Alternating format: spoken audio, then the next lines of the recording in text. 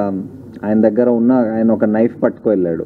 So ఆ నైఫ్తో he స్టాబ్డర్ and then వచ్చేసాడు.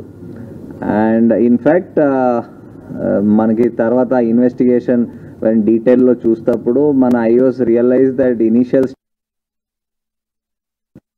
ఆయనతో actually miss investigate telling but నాకు వినిపించింది, పాప అరిచినట్టు వినిపించింది. అండ్ 10 o'clock అలా he try to tell some story around that. So but అది అప్పుడు డిఫరెంట్ సర్కమ్స్టాన్సెస్ ఆ ఇన్వెస్టిగేషన్ చేస్తుంటూ అది తెలిసింది తర్వాత. సో బేసికలీ నా ఆ కేసు మొత్తం డిటెక్ట్ అయింది, ద మర్డర్ వెపన్ కూడా రికవర్ అయింది. దాంతోపాటు కొన్ని అదర్ ఎవిడెన్స్, అదనపు ఎవిడెన్స్ కూడా మనకి దొరికింది. సో దాని బేసిస్ మీద మేము ఇప్పుడు కేసుకి ముందుకు తీసుకొని ఫైనలైజ్ చేసేస్తాం. దీని గురించి ఆ క్వశ్చన్స్ ఉంటే ఇంకొక కేసు జ్యువెలరీ గురించి కూడా విల్ టాక్, బట్ దీని గురించి ఏమైనా ఉంటే అడగొచ్చండి. చెప్తారు. I think DCP Balanagar will tell about the slip and అండి. ఆయన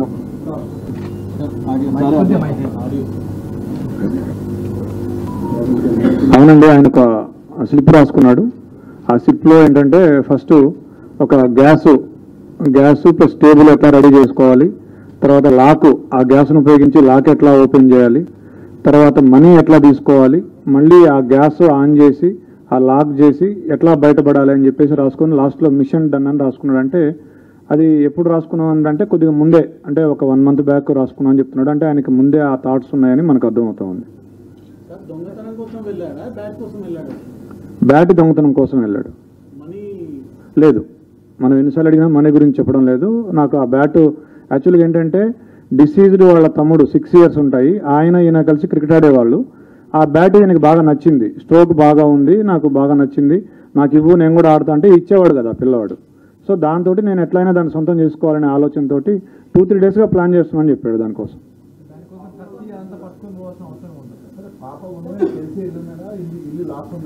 అతను చెప్పింది ఏంటంటే ఇంట్లో ఎవరు లేరు, నార్మల్గా వీళ్ళు ఏంటంటే ఇల్లు దగ్గరికి వేసి వెళ్తారట.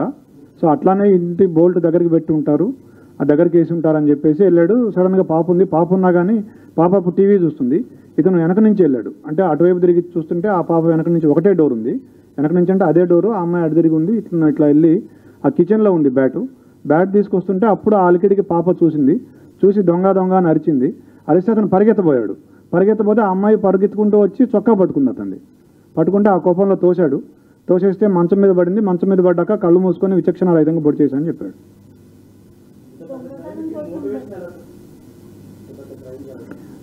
అతనికి బేసిక్గా ఈ ఓటీటీల్లో యూట్యూబ్లో ఈ క్రైమ్ థ్రిల్లర్స్, సస్పెన్స్ మిస్టరీలు చూసే అలవాటు బాగా ఎక్కువగా, దాదాపుగా ఒక 5-6 సంవత్సరాల నుంచి అదే పనిలో ఉన్నాడు. స్కూల్ కూడా ఎక్కువ వెళ్ళేవాడు కాదు, ఎప్పుడు ఏదో ఒక తన ఆలోచనలో తను ఉండి ఇలా ఊహించుకుంటూ ఉండేవాడు.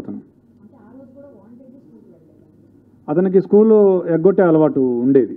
స్కూల్కి వెళ్లకుండా క్రికెట్ ఆడుకోవడం, ఈ ఓటీటీ చూడడం, యూట్యూబ్ చూడడం, ఈ మిస్టరీస్ చూడడం అలవాటు ఉండేది అతనికి. అతను ఎవరైనా చూస్తే వాళ్ళని బెదిరించి రావడం, తర్వాత దాడి చేయటం, ఈ 2 ఉద్దేశాలతో కత్తి తీసుకుపోయినాడు.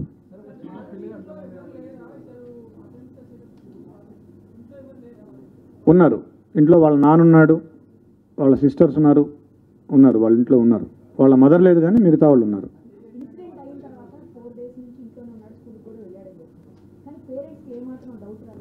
ఎస్, పేరెంట్స్ వాళ్ళ మదరు నిన్న మనం వాళ్ళ మదర్తో మాట్లాడినప్పుడు అనింది, ఫస్ట్ రోజే పోలీసులు ఈ నేను అడిగాను మా అబ్బాయిని, ఏరా నువ్వేమైనా అడిగాను, ఒప్పుకోలేదు. 2వ రోజు కూడా అడిగాను, మా నువ్వేనన్నావే అని అన్నాడు, నీ మీద ఒకటి అన్నాడు అని చెప్పింది వాళ్ళ మదర్. పోలీసుల్ని ఆ రోజు మేము ఫస్ట్ రోజే అతన్ని క్వశ్చన్ చేసాం. ఎందుకంటే రెండింటికి జస్ట్ 2 అడుగుల దూరం ఉంటుంది, ఆ ఇంటికి ఈ ఇంటికి పిట్టగోడకి. మేము క్వశ్చన్ చేసాం ఆ ఇంట్లో ఉన్న వాళ్ళని, 3rd, 4th floor, వీళ్ళు 4th floorలో ఉంటారు, 3rd floor నుంచి వెళ్ళొచ్చు. పోలీసులకి మాకేం చెప్పారంటే ఆ రోజు నాకు 10:15 ఆ టయానికి డాడీ అని గట్టిగా అరుపులు వినిపించాయి అని చెప్పాడు.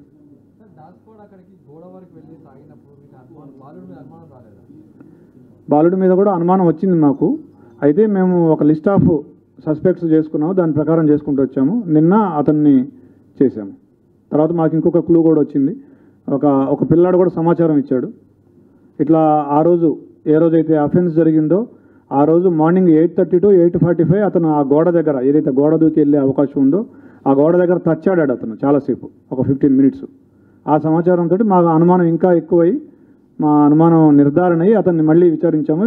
ఫస్ట్ ఇల్లు సెర్చ్ చేసాము. ఇల్లు సెర్చ్ చేస్తే మాకు ఈ లెటర్ దొరికింది, అతను రాసుకునే లెటర్ ఏదైతే ఉందో అది. తర్వాత కత్తి కూడా దొరికింది. 3 కత్తులు ఉన్నాయి. ఏ కత్తి అంటే, సార్ నల్ల కత్తి, నల్లపిడి ఉంటుంది, దానికి అంచు నల్లగా ఉంటుందని అతనే చెప్పాడు. ఆ కత్తి తీసుకొస్తే ఇదేం చూపించాడు. బట్టలు ఏం చేశాడంటే అతను అఫెన్స్ చేయగానే ఆ కత్తి అక్కడే కడిగేసి గోడ దూకి మళ్ళీ ఇంట్లోకి వెళ్ళేటప్పుడు వాళ్ళ నాన్న సిస్టర్స్ ఉన్నారు, వాళ్ళు ఏమైనా చూస్తారేమో అని ఆరేసిన షర్ట్ తీసుకొని ఇట్లా అడ్డం పెట్టుకొని ఇంట్లోకి వెళ్ళి బాత్రూంలోకి వెళ్ళి స్నానం చేసి ఆ టీషర్టు ప్యాంటు 2 వాషింగ్ మెషిన్లో వేసాడు. But we found some slight blood on the clothes. we have called a special investigation team, forensic team. వాళ్ళు స్పెషల్ లైటింగ్, స్పెషల్ స్పెట్స్ వాడి they are able to found it. I also have seen it. Yes. అతనికి ఒక కుందేలు ఉండేది. ఆ రోజు ఆ కుందేలు కూడా చనిపోయింది. 11:30కి మేము టైం లేని కూడా తీసుకున్నాం. అతని మీద అనుమానం వచ్చాక అతను 11:30కి బయటికి వెళ్ళాడు ఇంట్లోంచి.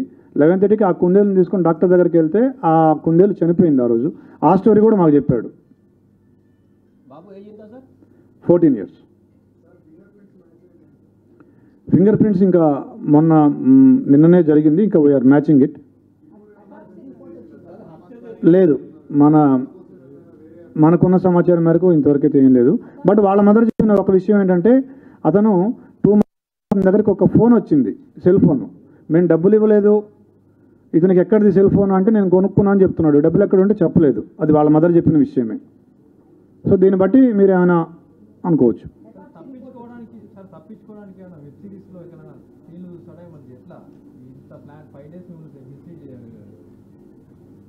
ఫైవ్ డేస్ మిస్లీడ్ చేయడం అంటే ఫస్ట్ డే మిస్లీడ్ చేశాడు. మనం హ్యూమానిటీ మనకి ఇప్పటివరకు టెక్ రాలేదు కాబట్టి మనం అందరినీ విచారించుకుంటూ వచ్చే క్రమంలో. So basically it's a very typical case wear మీకు లిమిటెడ్ సస్పెక్ట్స్ ఉన్నారు. బికాజ్ ఆ ఇల్లుకి ఒకే కెమెరా దాని ఆపోజిట్ ఉంది, దాంట్లో ఎవరు వెళ్ళినట్టు కానీ బయటకు వచ్చినట్టు ఆ టైంలో లేదు. So we had very limited number of suspects. Motive ఏం ప్రైమా ఫేసి ఏం మోటివ్ కనపడలేదు. సో ఈ idea that somebody side building నుంచి దూకి రావచ్చు అని అది కూడా ఫస్ట్ డే వచ్చింది. బట్ ఇలాంటి కేసెస్లో వేర్ మోటివ్ ఎక్కడ క్లియర్గా ఏం కనపడటం లేదు. అండ్ అంటే సో మెనీ అన్ఆన్సర్డ్ క్వశ్చన్స్ ఉన్నాయి మాకు యాజ్ ఇన్వెస్టిగేటర్స్. ఆ టీం అందరికీ చాలా అన్ఆన్సర్డ్ క్వశ్చన్, ఇదెందుకు జరగాలి అని ఉండేది. సో ఒక వే ఆఫ్ రూలింగ్ అవుట్ చేస్తూ పోవాలి పాసిబిలిటీ, ఇది కాకపోవచ్చు అని రూలింగ్ అవుట్ చేస్తూ వెళ్ళారు. And this is a typical case wear technical evidence, ఇప్పుడు నౌడేస్ మీరందరూ చెప్తూ ఉంటారు దట్ ఇప్పుడు టెక్నికల్ ఎవిడెన్స్ లేకపోతే పోలీస్ ఏం చేయలేదు. ఇది typical case where there was no technical evidence except the fact that ఆ ఇల్లుకి ఎవరు వెళ్ళలేదు, అది తప్ప ఇంకేం టెక్నికల్ ఎవిడెన్స్ లేదు. So it was very painstaking regular detective work అంటాం కదా, ఇన్వెస్టిగేషన్ వర్క్. అదే repeated same thing going over the same thing again and again చేసి అది బ్రేక్ త్రూ వచ్చింది. సో ఇమ్మీడియట్లీ మీకు ఎన్ని క్వశ్చన్స్ వచ్చినాయి, మాకు దానికంటే ఎక్కువ క్వశ్చన్స్ ఆ ఫస్ట్ డే వచ్చినాయి. బట్ ఆ క్వశ్చన్స్కి ఆన్సర్స్ ఎంత ఇమ్మీడియట్లీ ఏం రాలేదు. మీరు కూడా ఇప్పుడు చూస్తున్నారు, రీజన్ చూస్తే అలాంటి రీజన్ ఎవరికి స్ట్రైక్ కాదు, ఇలాంటి రీజన్ ఉండొచ్చని. బట్ ఇలాంటి కూడా రీజన్స్ ఉంటాయి అండ్ ఇలాంటి కూడా ఇన్సిడెంట్స్ జరుగుతాయి. సో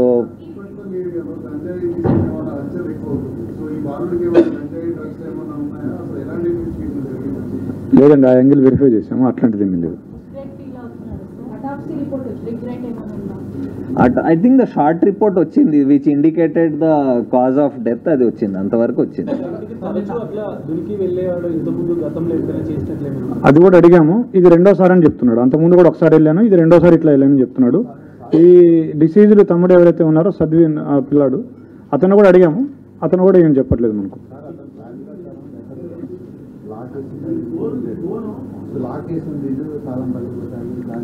లాక్ అని చెప్పలేదు మనకి. నార్మల్గా వీళ్ళు ఇది వేరే, ఆ లెటర్ ఈ దీనికి సంబంధించింది కాదు.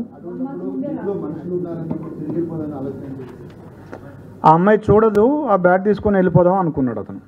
ఆ అమ్మాయి ఇంకా చూడదు, ఆ బ్యాట్ తీసుకొని పరిగెత్తుకొని వెళ్ళిపోవచ్చు అనుకున్నాడు.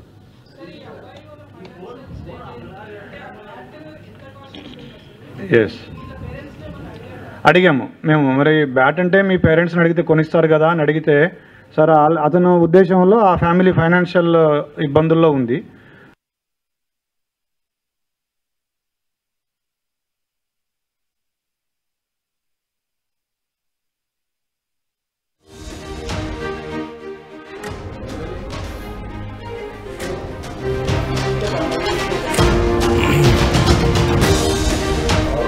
అనుకుంటే మేబీ మనకి ఆన్సర్స్ వస్తాయి. మన పర్స్పెక్టివ్లో క్వశ్చన్స్ అడిగితే మనకి లాజిక్ కనపడకపోవచ్చు. ఒక బ్యాట్ కోసము అంటే ఇలా జరగాలని from our perspective I don't think దానికి ఒక ఆన్సర్ మనకి సాటిస్ఫై చేసే ఆన్సర్ రాకపోవచ్చు. బట్ అలాంటి ఒక సిచ్యువేషన్లో ఒక ఆ ఏజ్లో ఉన్న అబ్బాయి అలాంటి పరిస్థితిలో ఉన్న ఆయన పర్స్పెక్టివ్లో మేబీ ఇట్ ఈస్ అది అలాగా జస్టిఫై అవుతుంది ఆయనకేమో.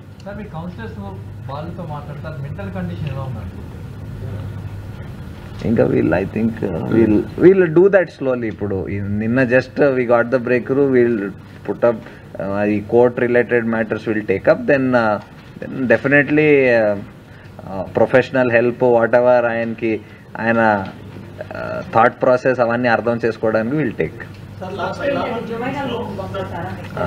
Because he's a juvenile, he will go to a juvenile.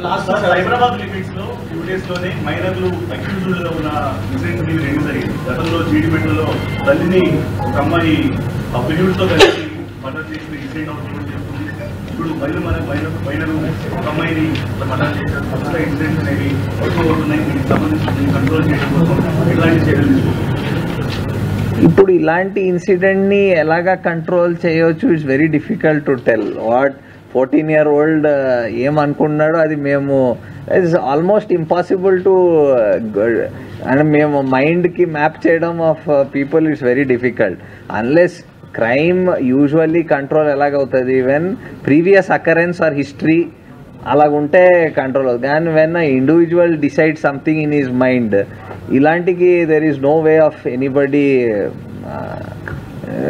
అంటే ఇది మేమే ముందు ఆలోచించి దానికి ఆపడానికి అసలు మీరు చెప్పాలి ఏమైనా ఉంటే.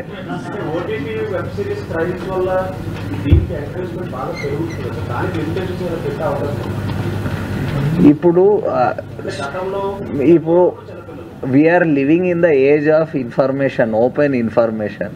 మీరు ఓటీటీ చూస్తారా, వెబ్ సిరీస్ చూస్తారా, చూడరు, మీకు నచ్చినా నచ్చపోయినా this device is connects you to so many things.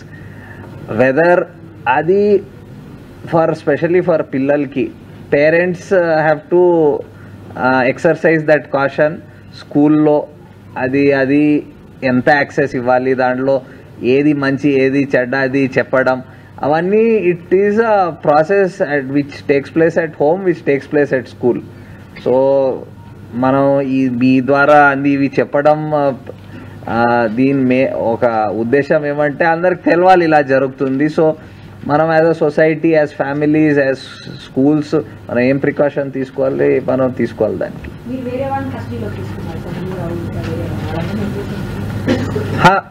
అదే చెప్పాను, మాకి లిమిటెడ్ నెంబర్ ఆఫ్ సస్పెక్ట్స్ ఉండేది ఆ కేసులో.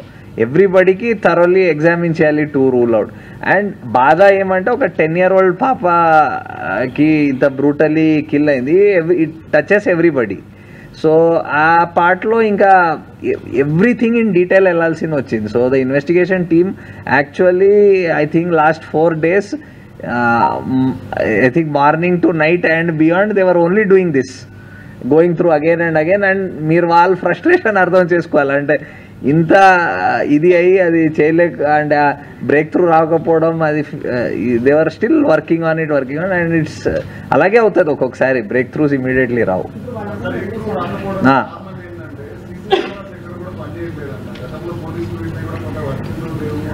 మనం 2 మర్డర్లు చూడవచ్చు. అప్పుడు డబుల్ మర్డర్ జరిగినప్పుడు బాలనగర్ లిమిట్స్ లో 2 వృద్ధులను చంపేసినారు.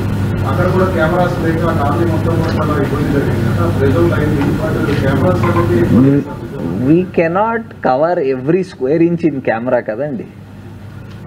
వీ కెనాట్ అంటే ఇట్ ఈస్ నాట్ ఫిజికల్లీ ప్రపంచం అంతా ఎవ్రీ స్క్వేర్ ఇంచ్ కెమెరాతో కవర్ అవుతుందని అది కష్టం.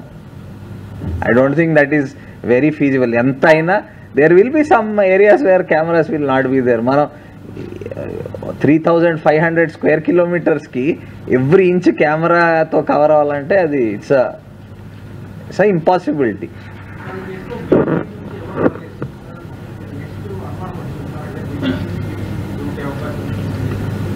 So there are first day వచ్చింది సైడ్ నుంచి ఎవరో రావచ్చు అని, ఫస్ట్ డే అది ఒక పాసిబిలిటీ వచ్చింది. అందుకే సైడ్ ఇల్లు కూడా అది ఎవరు కూడా వెళ్ళారు. But it is different. అదే ఇన్ రెట్రోస్పెక్ట్ అన్ని ఇది చేయవచ్చు అది చేయవచ్చు అని అనిపించవచ్చు, కానీ అప్పుడు చేసేటప్పుడు మీకు కొన్ని క్లూస్ లీడ్ చేస్తాయి కొన్నిటికి, అవి ఎగ్జామిన్ చేస్తారు, మళ్ళీ అది రూల్ అవుట్ చేస్తారు, మళ్ళీ అది కాకపోతే మళ్ళీ ఏదోకి వెళ్తారు. అదే that's only the process of investigation. Physical గా మారిన కేసుల్లో గతంలో మీర్పేట ఇన్సిడెంట్ ఒకటి చూసాం. ఒక వ్యక్తి అంటే ఒక భర్త భార్యను అత్యంత కిరాతకంగా చంపినా కానీ ఇప్పుడు ఒక బాబు మైనర్ మర్డర్ చేయడం చూసాం. అయితే ఇక్కడ విజువల్ ఎవిడెన్స్ అనేది కూడా ఏమీ లేదు. సో ఇట్లాంటిది ప్రూవ్ చేయడం కోసం వాళ్ళను అక్యూజ్డ్గా ప్రూవ్ చేయడం కోసం చాలా డిఫికల్ట్ గా కష్టతరంగా మారుతుంది. అయితే గతంలో మీరు కేసుకు సంబంధించినప్పుడు ఇప్పుడు రాజమండ్రి కమిషనర్ గారు చెప్పిందంటే ఇతర ప్రాంతాల నుంచి కూడా టెక్నికల్ టీమ్స్ తీసుకొచ్చి వాటిని ట్రేస్ అవుట్ చేసి దానికి సంబంధించిన ఆధారాలను కనిపెట్టడం అనేది కష్టతరంగా మారింది. బయట నుంచి కూడా సో ఇప్పుడు కూడా 5 days పట్టింది. సో వాటన్నిటిని ప్రూవ్ చేయడానికి మన దగ్గర తగినటువంటి ఆ టెక్నికల్ టీమ్స్ కావచ్చు, ఎక్విప్మెంట్స్ కావచ్చు, ఇవన్నీ ఉన్నాయా, అన్ని బయట నుంచి తెప్పించుకోవడం, అవన్నీ ఎవిడెన్స్ కలెక్ట్ చేసిన పరిస్థితి. అంటే ఈ టు డిటెక్ట్ చేయడానికి మాకేం దీని టెక్నికల్ అవసరం లేదు, ఉన్నా కూడా అదేం పనికి రాదు. దీంట్లో what you need to understand is nobody has seen. Okay, ఆ person has gone, committed offence, came back because of the circumstances. దానికి ఏం మనకి I think 24 hours satellite imagery ఉంటే తప్ప over every house possible, which is not possible. అది ఉంటే తప్ప there is no way we can do that. So ఇప్పుడు కాదు, క్రైమ్స్ ఈరోజు జరగటం లేదు కదా, crimes have been occurring since human beings have existed. So దానికి ఇప్పుడు ఇది ఉన్న ముందు కూడా డిటెక్ట్ చేసేవారు. ఒక 30 years బ్యాక్ మర్డర్స్ జరిగింది కదా, 35 years బ్యాక్, అప్పుడు కూడా డిటెక్ట్ చేశారు. అప్పుడు సీసీ కెమెరా ఉండకపోవచ్చు, ఉండొచ్చు. So it's all a process. When a crime takes place, ఎంత మంచిగా ప్లాన్ చేసినా ఎక్కడొకటి తప్పు జరుగుతుంది.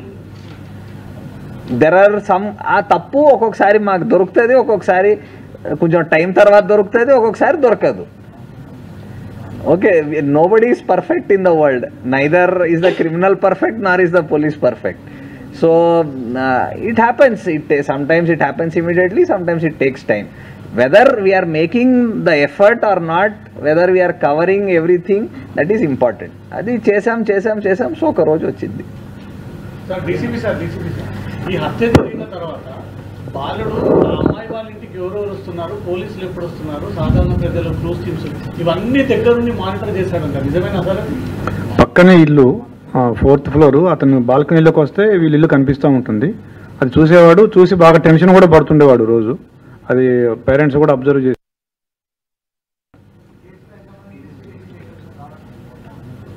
ఒక 5 టీములతోటి దాదాపుగా ఒక 20 మంది ఎప్పుడు గత 5 రోజులుగా ఇదే పని మీద ఉన్నారు. Okay, so will go to the next one. Okay,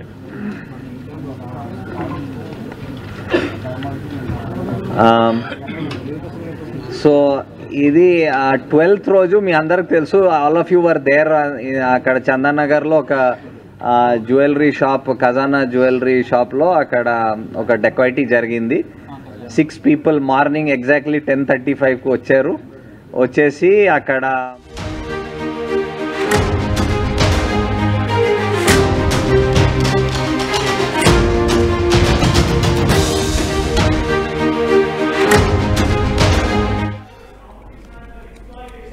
ఏదైతే మనం మొదటి నుంచి అనుకుంటున్నామో అదే పోలీసులు కూడా కన్ఫర్మ్ చేశారు. ఆ 14 ఏళ్ల బాలుడే ఇంత దారుణమైన హత్యకు పాల్పడ్డాడు అంటూ పోలీసులు చెప్తున్నారు. ఎగ్జాక్ట్గా అదే చెప్తున్నారు. మొదటి నుంచి ఈ వెబ్ సిరీస్లు, క్రైమ్ థ్రిల్లర్లు చూసి బాగా ఇన్ఫ్లుయెన్స్ అయ్యాడని, ఆర్థికంగా కొంచెం బలహీనంగా ఉండడం వల్ల ఫ్యామిలీ ఒక బ్యాట్ కొనుక్కోవడానికి కూడా మా దగ్గర డబ్బులు లేవని భావించి పక్కింట్లో సహస్ర బ్రదర్ దగ్గర ఉన్నటువంటి బ్యాట్ బాగా నచ్చడంతో ఆ బ్యాట్ కోసం లోపలికి వెళ్ళి అక్కడ ఉన్నటువంటి డబ్బులు దొంగతనం చేసి ఆ బ్యాట్ని కూడా తీసుకొని బయటకు వస్తూ అక్కడ గ్యాస్ లీక్ చేసి వచ్చేద్దామని ప్లాన్ చేసుకున్నాడంటూ పోలీసులు చెప్తున్నారు. ఈ నేపథ్యంలో అక్కడ సడన్గా సహస్ర ఉండడం, కనిపించినటువంటి ఆ 14 ఏళ్ల ఆ బాబుని ఒకసారిగా ప్రశ్నించడం, షర్టు పట్టుకొని లాగడంతో ఏం చేయాలో అర్థం కాక ఒక్కసారిగా వెనక్కి తోసేశాడు. వెళ్ళి ఆ బెడ్ మీద పడడంతో వెంటనే పైన కూర్చొని చేతిలో ఉన్న కత్తితో విచక్షణ రహితంగా పొడి చేసినట్లుగా పోలీసులు తెలియజేస్తున్నారు. అయితే ఆ మర్డర్ చేసిన తర్వాత గోడ దూకి ఇంట్లోకి వెళ్ళాడు. ఇంట్లోకి వెళ్తూ బయట ఆరేస్తున్నటువంటి ఒక ఫ్రెష్ షర్ట్ తీసుకొని తన బాడీ కనిపించకుండా, అంటే తన మీద ఉన్నటువంటి రక్తం మడకలు కనిపించకుండా అది అడ్డు పెట్టుకొని లోపలికి వెళ్ళి స్నానం చేసి ఆ కొత్త షర్ట్ వేసుకొని, ఆ వాష్ చేసిన షర్ట్ వేసుకొని ఆ బట్టలకి బ్లడ్ అంటినటువంటి ఆ బట్టల్ని వాషింగ్ మిషన్లో వేసినట్లుగా తెలుస్తోంది. అయితే పోలీసులు తమకి బేసిక్ ఇన్ఫర్మేషన్ వచ్చిన వెంటనే వెళ్ళారు. అక్కడ ఇంట్లో చెక్ చేశారు, ఆ పేపర్ దొరికింది.